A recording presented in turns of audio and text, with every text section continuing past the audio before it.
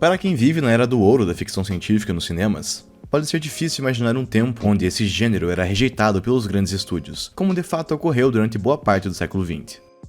Após as obras de Georges Méliès saírem de moda ainda durante a década de 10, o gênero sci-fi caiu na desgraça e no limbo durante muito tempo. Até houveram tentativas pontuais de ressuscitarem-no, como no expressionismo alemão e durante os primeiros anos do estúdio Universal. Mas foram décadas onde o público não se mostrou interessado no fantasioso e no surreal, fazendo com que o gênero fosse deixado de lado, pois era visto com muita desconfiança por qualquer investidor da área. Além dos orçamentos exorbitantes para qualquer obra de ficção, não havia um termômetro adequado para entender como o público reagiria a essas obras. Já fazia décadas que nenhum filme sci-fi era produzido em escala comercial, tornando difícil mensurar o impacto que causaria ao retornar às salas de cinema, deixando todos os investidores reticentes e os fazendo postergar projetos, o que explica o porquê não ter havido uma produção como essa durante as décadas de 40, 50 e boa parte dos anos 60. Foi apenas em 68, com o lançamento de 2001, Uma Odisseia no Espaço e Planeta dos Macacos, que essa dúvida finalmente foi sanada. A corrida espacial entre os Estados Unidos e a União Soviética havia feito o interesse do público pelo espaço disparar, justificando a produção de obras como essa, mesmo com tamanha incerteza. Lançados no mesmo ano, ambas as obras demonstraram que não era um erro investir em sci-fi, muito pelo contrário, havia sido um erro não investir, porque se tornariam clássicos instantâneos não somente do gênero, como também da cinematografia como um todo. Através da ficção científica, era possível tratar de temas mundanos, mas de forma muito mais prática, criativa e ilustrativa para a audiência. Era possível tecer críticas para o governo, políticas e ideologias sem apontá-las diretamente, mas utilizando metáforas e personagens não humanos, fazendo com que as mensagens fossem aceitas e transmitidas com mais facilidade. Além disso, um dos aspectos fundamentais para entender o porquê de tantos diretores serem entusiastas do gênero é o leque quase inesgotável de ideias e espaços que podem explorar, quebrando as barreiras tradicionais de cinema, como no caso de Kubrick em 2001. Sem essas duas obras, franquias como O Exterminador do Futuro, Star Wars e Blade Runner certamente não existiriam ou teriam sido muito mais simples, o que apenas reafirma a relevância e a importância dessa obra de ficção científica, inaugurada já no mais alto nível. Planeta dos Macacos acompanha a história de uma equipe de astronautas terrestres que partem da Terra em meados do século XX, para uma viagem próxima à velocidade da luz, tentando provar que assim o tempo dentro da espaçonave passaria mais lentamente do que no planeta. Após cerca de 18 meses em hibernação, os tripulantes chegaram em um planeta desconhecido e precisaram deixar a espaçonave às pressas, pois ela acabou caindo no mar. Tendo suprimentos para apenas 3 dias, eles começaram a andar por esse planeta à procura de vida, e após algum tempo, encontraram os primeiros nativos, os quais possuem características idênticas aos seres humanos, mas são mudos e também aparentam não ser tão inteligentes quanto os tripulantes da Terra. Ainda tentando entender como tudo aquilo seria possível, não demora para que eles também descubram que aquele planeta é dominado por uma raça de macacos super inteligentes que dominam os seres humanos, os caçando e os exterminando como se fosse uma praga. 2 membros da tripulação acabam não escapando, com exceção do capitão George Taylor, que é levado cativo e passa a ser estudado pela doutora Zira, uma psicóloga de animais que tenta prover o elo entre os seres humanos e os símios em algum ancestral em comum. Incapaz de falar devido a um ferimento na garganta, Taylor passa a grande parte do tempo tentando se comunicar com a doutora e contar a sua história, a qual não é levada a sério por grande parte da comunidade científica dessa comunidade símia, que apenas o trata como uma aberração e que deveria ter sido exterminada assim que foi encontrada. Entretanto, o capitão ainda assim persiste em lutar por sua vida, e com a ajuda da doutora Zira e de seu marido Cornelius, fazem o possível para provar a autenticidade da teoria que desenvolvem, além de libertarem Taylor, que será julgado e morto pelo Tribunal Símio muito em breve. Apesar dos recursos limitados para a época, é possível perceber uma qualidade técnica e um comprometimento acima do normal para a obra. Mesmo contando com um orçamento de apenas 5 milhões de dólares, o que o Planeta dos Macacos original alcançou jamais conseguiu ser repetido por suas sequências ou remakes. Além de uma caracterização muito bem feita, percebe-se o esforço dos atores para serem compreendidos, apesar das máscaras de símios. Da mesma forma, a equipe de arte e ambientação não pouparam esforços para criar um ambiente estéril e destruído nesse planeta futurístico. Fatores que contribuem para fomentar um dos finais mais sombrios e marcantes da história do cinema. Já quanto à trama, a subversão decorrente da troca de posição hierárquica entre humanos e macacos é a crítica mais óbvia e explícita da trama, escancarando a forma violenta e egoísta pela qual tratamos os animais em nosso planeta.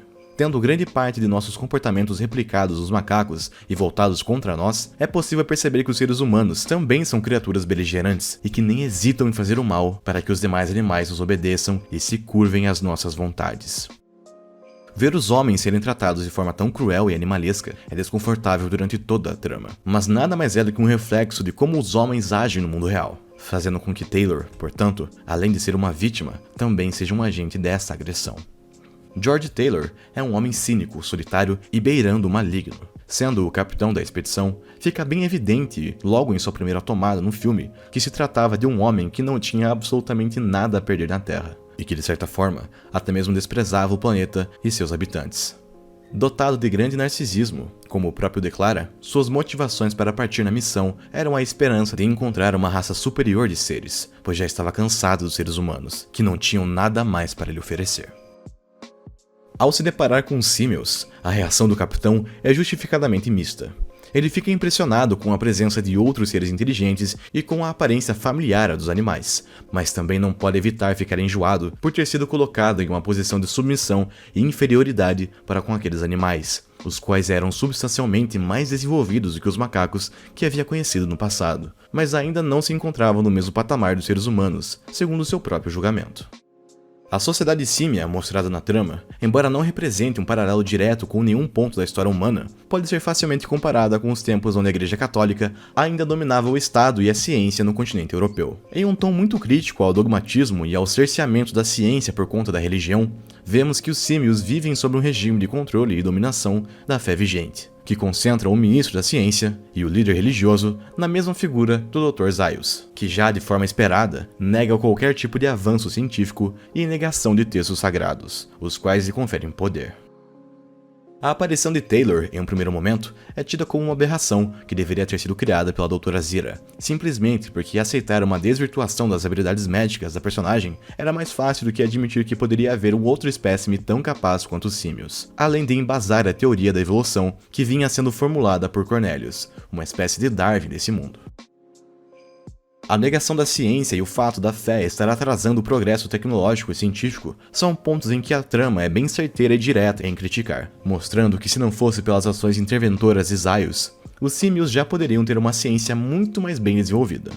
E se não bastasse, a situação ganha um tom ainda mais ácido quando o personagem revela saber que o Cornelius estava correto e por que de a Zona Proibida não ser acessível segundo as leis sagradas dos símios. Zaius sabia que os humanos já haviam caminhado por aquelas terras há muito mais tempo e que continham um parentesco com os símios. Portanto, mais do que uma tentativa de manter a ciência no escuro, limitar o seu campo de atuação era, sobretudo, uma tentativa de manutenção de seu poder. E mais uma vez, um reflexo direto do mundo real, onde tentativas de controle por meio da fé e do medo são constantes dentro e fora das religiões. O medo dos símios e a razão por trás de suas ações, segundo Zaius, era o medo que nutria acerca do potencial destrutivo dos seres humanos. Não fica claro, mas ao que tudo indica, os textos sagrados haviam sido forjados para que atendessem aos interesses do governo dos macacos, que dessa forma poderia controlar a sua população com maior facilidade. Em um dos versos que lê enquanto aprisionado, o ministro declara que os humanos deveriam ser exterminados porque continham dentro de si um anseio instintivo pela violência e pela destruição, e que caso não fossem mortos a tempo, não somente acabariam com suas próprias vidas, mas também com a dos macacos e todas as formas de vida daquele planeta, pois eram incapazes de viver em paz com outras espécies, assim como a história já havia mostrado no passado e insistia em se manifestar em todas as manifestações dessas criaturas. Tal hipótese é, naturalmente, recebida com muito cinismo por Taylor, que apenas zomba das palavras do macaco. Entretanto, suas ações corroboram justamente a essa visão, que acaba sendo fortalecida pela grande revelação do terceiro ato. O astronauta era belicoso e violento com todos que cruzavam seu caminho, mesmo com a Dra. Zira em dados momentos, assim como as escrituras símias afirmavam. Desde que havia chegado a esse mundo, todas as respostas do astronauta haviam sido violentas, mesmo para com seus colegas de equipe, que ainda estavam absorvendo o choque de estar em outro planeta em tempos distintos. Para se libertar, Taylor havia se tornado um homem muitíssimo violento e beirando um dominador. Suas próprias intenções eram de rumar para a Zona Proibida, dominar a região e retornar para dominar o regime dos símios, o que provavelmente teria ocorrido se não fosse pela descoberta que faz assim que adentrou na região. Durante todo aquele tempo, os astronautas não haviam rumado para fora do sistema solar, mas haviam apenas orbitado a própria Terra, tendo retornado para o planeta cerca de 2.000 anos depois. Se tratava do mesmo planeta, e Taylor era o único sobrevivente de sua geração de seres humanos, que havia sido presumivelmente destruída por ela mesma. O planeta estava estéril porque os próprios homens haviam tomado. Os macacos haviam assumido o controle do planeta porque eram a segunda espécie mais inteligente, a qual prosperou após a aparente extinção dos seres humanos, que conseguiram retornar, mas com suas faculdades mentais muito comprometidas. Em um período de 2.000 anos, os seres humanos haviam quase exterminado a própria espécie e o planeta todo, o qual a sequência explica como resultado de guerras nucleares. Com isso, o planeta dos macacos consegue demonstrar de forma prática que, apesar dos símios estarem vivendo em um regime teocrático e nocivo, eles estavam certos sobre um aspecto em particular: a violência dos seres humanos. Os homens são violentos, nocivos e não respeitam a natureza e os animais ao seu redor. Sua busca por poder e controle é insaciável. Taylor era apenas um pequeno vislumbre desse comportamento vicioso, que começava a ser replicado também pelos símios, que, assustados, tentavam se defender da iminente destruição, sendo tão beligerantes quanto, o que apenas reafirma o quanto os seres humanos, enquanto animais desse mundo, são os principais responsáveis por sua destruição. Planeta dos Macacos não é considerado uma obra-prima da ficção científica à toa. A Odisseia de George Taylor ao Planeta do Futuro, apesar da passagem dos séculos, continuam sendo tão violentos e beligerantes quanto sempre foram, apenas aumentando seu raio de ação. Em uma obra claramente anti-Guerra Fria, a ficção científica foi novamente capaz, através de suas metáforas e tramas criativas, mostrar que não há nada de errado em tecer críticas ao nosso próprio mundo, inaugurando uma nova era no cinema que viria a ser responsável por nos desafiar a criticar tudo o que conhecemos, desde política e religião, até nós mesmos e o que fazemos nesse mundo.